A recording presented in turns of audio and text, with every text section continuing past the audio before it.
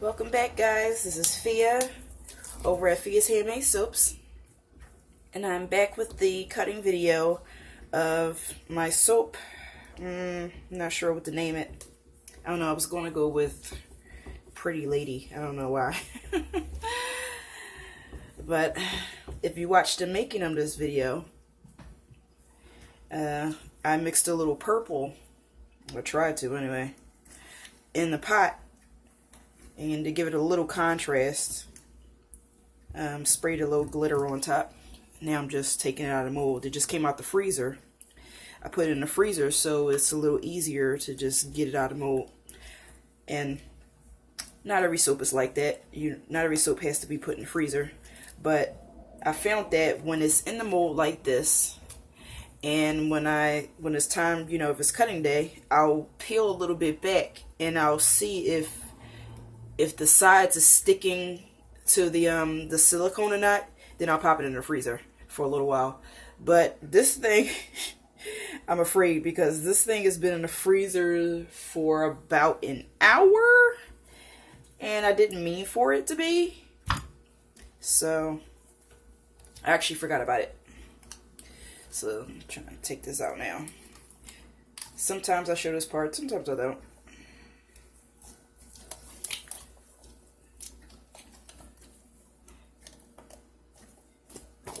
Whew, there we go. Came out great. And that's why I put it in the freezer. I think the last hot process soap I made, or the cold process one, it didn't have to go in the freezer. It was actually pretty good. So it really depends. Just do that quick check. If it look like it's tacky and it's sticking to the silicone, pop that bad boy in the freezer for about 10 to 15 minutes. Less an hour. Don't. Yeah, this was in there for an hour. But I guess we'll see if I can cut it. If it's too frozen, I will be just putting you guys on hold until it thaws out a little bit. Now, so if you want to see, I don't know if you can see some of the contrast a little bit. You see a little purple in there. If you recall, when I made the video, I added the pink lemonade mica to the oils because I wanted the whole pot to be pink, and it was a nice pretty pink. And at the end of cook, I added a little spot in the pot, swirled some purple in there, and I used about 1 teaspoon of the purple mica and from Nurture Soaps. And I said next time I'll probably add about 2 tablespoons, or no, not tablespoons. I'll probably add 2 teaspoons next time to give it a little bit of a darker color, just so you can see the contrast more. Got my handy modified cheese cutter here, and it's already marked on the cheese cutter, the 1-inch mark. Just making sure it is lined up. Sorry about that. See how it cuts. Yeah, that was good. Ooh, nice. They came out exactly the way I wanted. That's pretty, and that's only the end cut. I didn't cut off the end piece this time because it only has a couple indents in it, but it still looks pretty. So there's nothing wrong with it. That's pretty. Wow. And of course I need to go get a napkin. Oh, and I put a little glitter on top. I forgot to mention that in case you didn't see the video. I don't know if you can see it sparkle. Some biodegradable glitter from Nurture Soap. Get a napkin so I can wipe off the wire in between cuts. Let me move this over a little bit. Okay.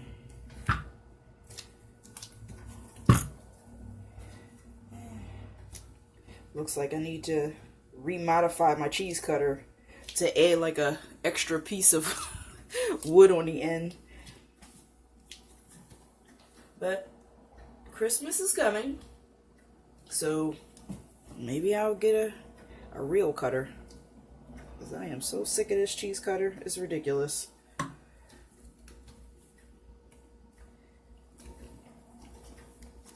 That's cool. Wow. This is probably the coolest hot process I've ever did. That's pretty cool. Put a little glitter on top. And this is the back. That's pretty cool. I just smooth down the edges. Make it a little presentable. Pretty. Okay.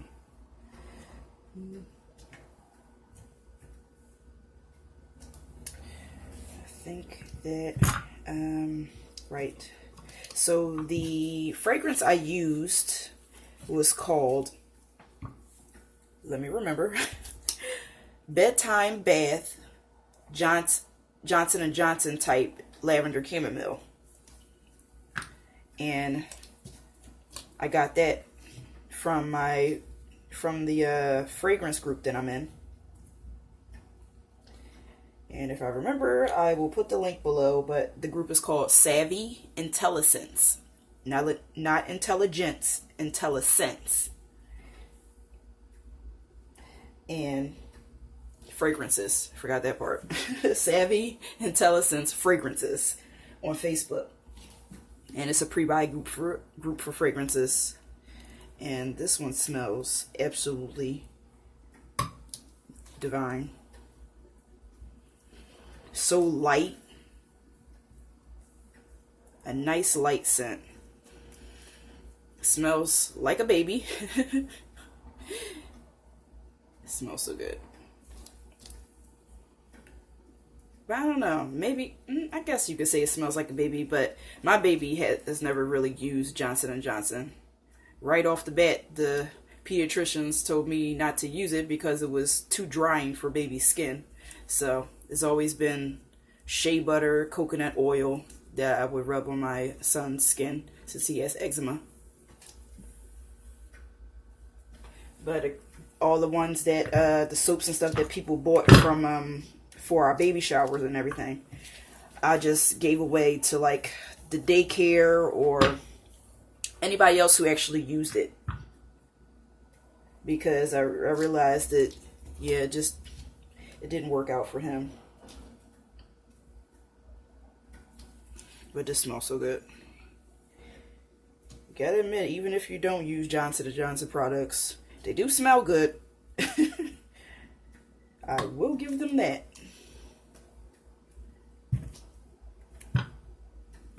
It's really good. Wow. Yes, this is definitely the coolest hot process I've ever did. I was trying to figure out how I was going to do the two different colors. I think I tried that when I did the dark Viking soap. When I added one part of it with activated charcoal and the other part, I was trying to do red. It came out burgundy. It was a disaster, but the soap smells amazing and it looks good in the end result. But I had to struggle with it because I'm not used to doing multiple colors in high process.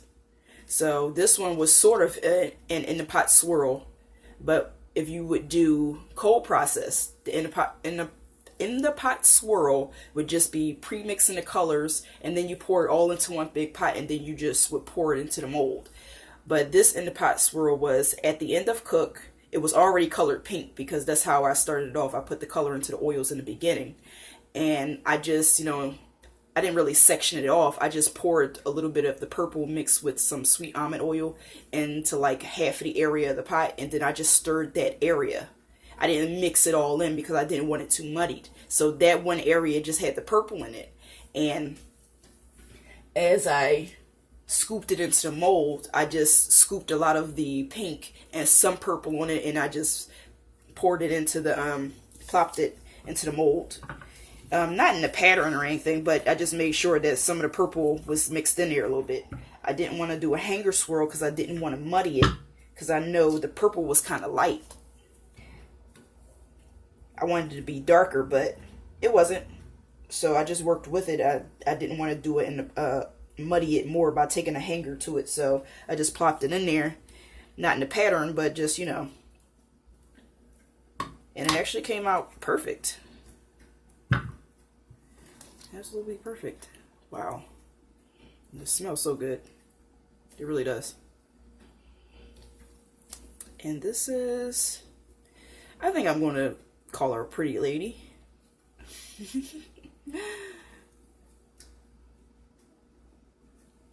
Well, if I change the name, you'll know, because the name of the video will change. I did that with my Dark Viking soap. I didn't know what to call it at first. It was just Draker, like the fragrance I used, because I wasn't sure. But then I looked up what Draker means. The people that pretty much formulated the fragrance. They said that Draker was the name of a Viking ship, and I was like, oh, cool. So I just named it Dark Viking. There you go. There was my epiphany. And it smells so good. Oh, ear pocket. Ooh, this one had a little air bubble on the side. That's cool.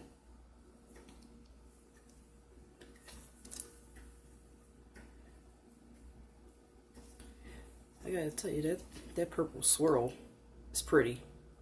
And it was totally intentional. Totally.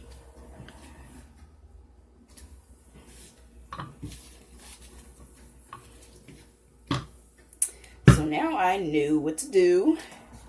I am a simple person. I like to keep my soap simple, because every time I try to be complicated with designs and stuff, it's a disaster. I'm not really good with swirls and stuff. Maybe that's why I really love hot process. So yeah, I'm terrible at the swirls. And for me, my hot process doesn't have to be all swirly, but now I know this is my first time trying it, putting in the color that way. And now I know it can come out great. Just put a little color, or one color. Maybe next time I'll try a couple different colors in different sections of the pot. Another air bubble right there. Yeah, put them in different sections of the pot and mix them all up in their respective areas, instead of mixing the whole pot together, so you don't want muddy colors, and scoop it that way. Now I know that it comes out good. Soap is so pretty.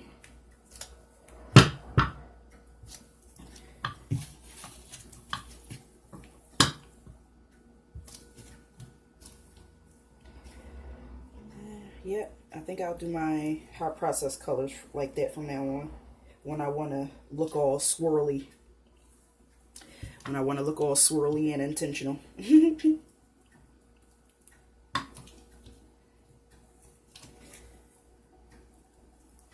And each soap is different. Each one is different. That's what I like about this. It's really pretty.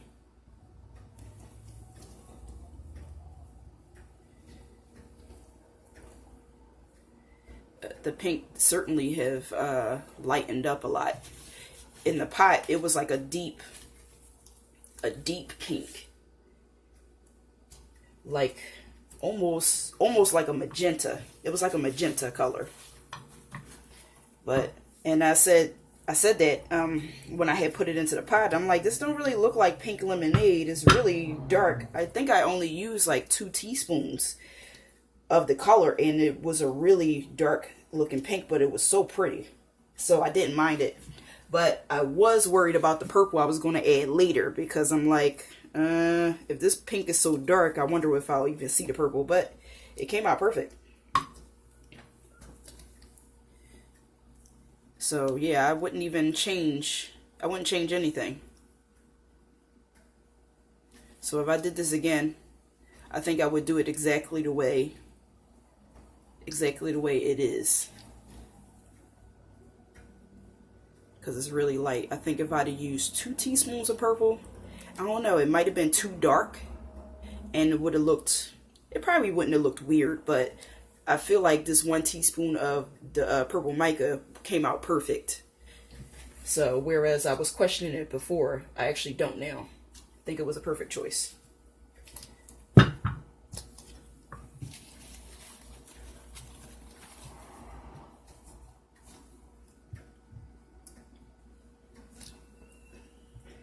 don't know, maybe I'll be trying those colors again. I mean, not these colors, but I will be definitely trying mixing more colors next time. Definitely. I wasn't sure how it was going to look because I've never done it before. I've done some purple mica lines, a gold mica line in my hot process, and usually it's just like one color. The soap is usually like just one color, and this is the first time I'm getting. This swirls is better than I ever could do in cold process. Seriously, I'm serious.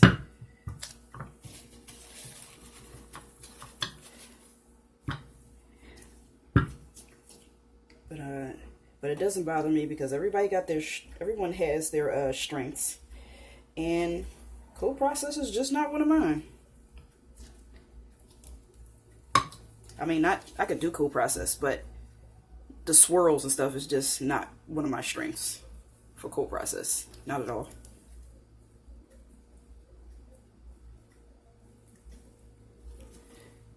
Okay, these are really pretty. Came out so perfect.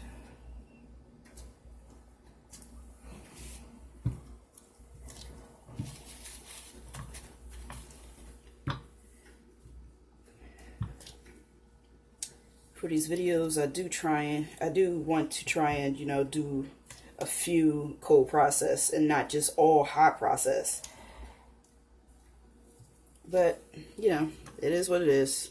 I will do some cold process, but the majority of it will be hot process. And if I mess up something, rebatching. Okay.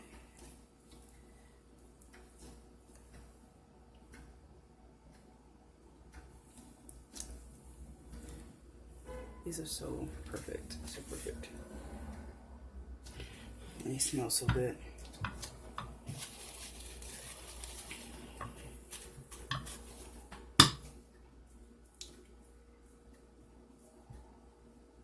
And these are also vegan friendly. If you like fragrance oils, if you're vegan and you like fragrance oils.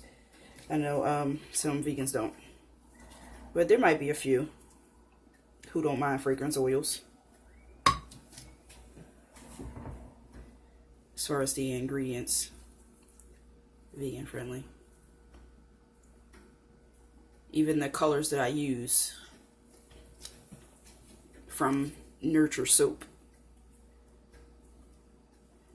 their company always says vegan and cruelty free on their labels, the bottles of the colors. So if you're vegan and you're okay with fragrance oils and biodegradable glitter, this is the soap for you. And any of my soaps that's marked vegan friendly.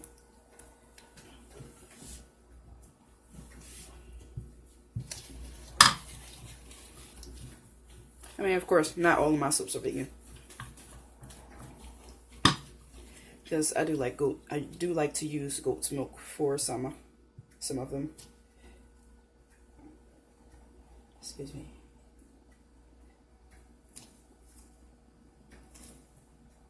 But for my vegan soaps, I use coconut milk.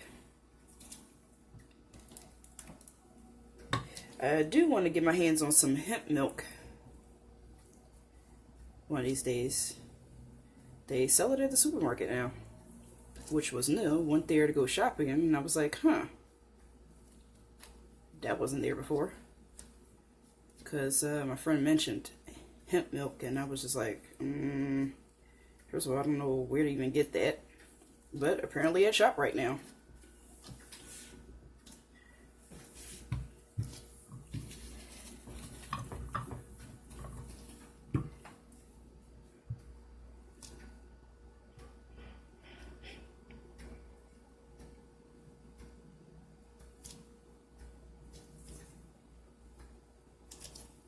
Soap smells so good. Jeez.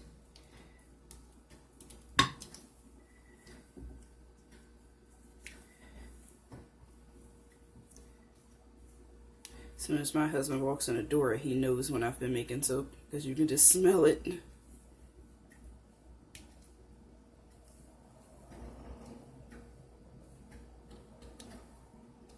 A little tail there. Pull it off. Yeah. There we go. Okay. I'm all in you guys' way from looking at the soap while I'm trying to clean up the edges. Yeah, so if you want to know how I got these swirls in my hot process soap, go on and watch my previous video.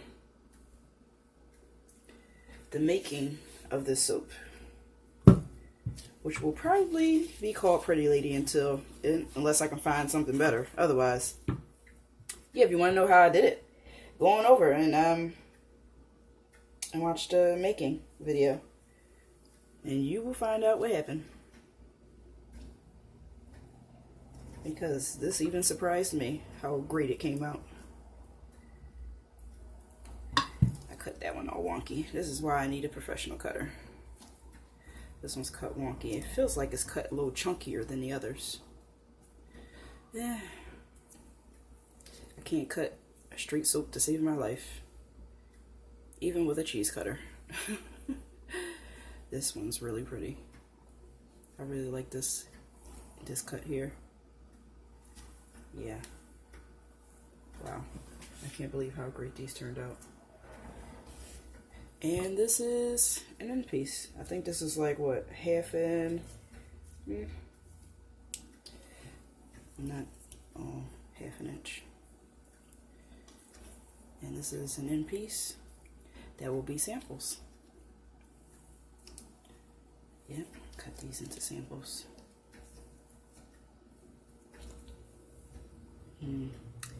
Question is, how many samples do I want to cut out of this? 2, 3? I don't know. Should I make just 2 and cut it into half and make these? I might actually do that. Just cut it in half.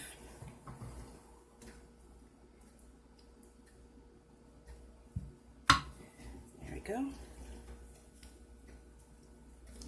2 samples. I guess I could, you know what, I might could cut this into 2, you know what, maybe I can get 4 samples out of this. 4 little samples. It might could be like a little hand washing. You know what? No. I'm gonna just leave these like this. 2 healthy sized samples. I like that. Yep. That's it. I'm gonna just leave it like that.